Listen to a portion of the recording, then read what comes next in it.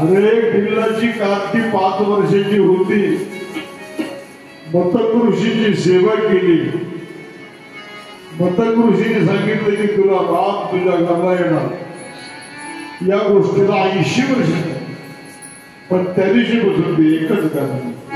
मेरे चौपड़ी के भाग्य आज खुल जाएंगे.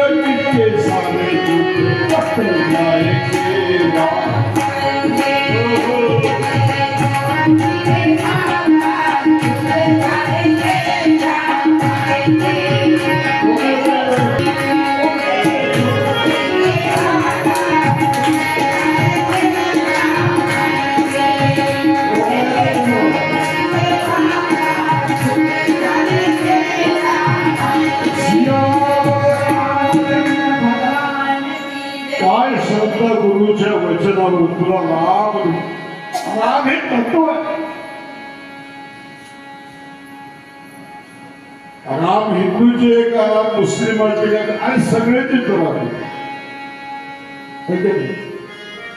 रघुपती राजा अतित पावन सीता ईश्वर अल्लाह तेरे ही नाम सबको सतपति दे धन्यवाद. रघुपति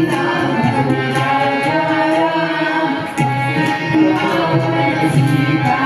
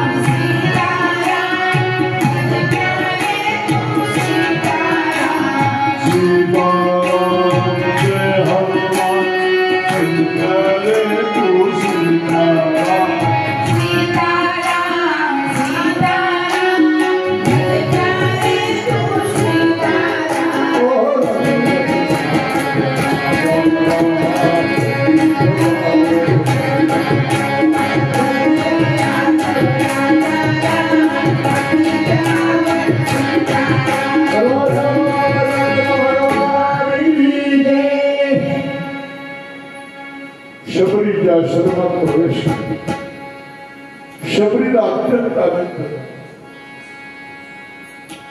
कंद मूळ फळ रामचंद्रापुढे ठेवतो आणि रामचंद्र प्रभूने आवडीने खाल्ले बर का.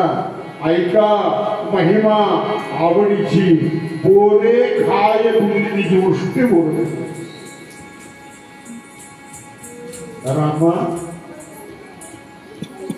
मी निव्वळ नीची जाती केले रामले जात काही वेगळी असते का. आमच्या साधू संतांनी काय सांगितलं. नामदेवराय कुत्र्याच्या पाठीमागे लागले आणि तुपाला भाकरीला तूप लावण्याकरता त्या कुत्र्याच्या पाठीमागे लागले. कुत्र्यामध्ये भगवान दिसला. नाथ महाराजांनी गाढवाला पाणी पाजलं. गाढवामध्ये भगवान होता. श्री राम मय बोला सब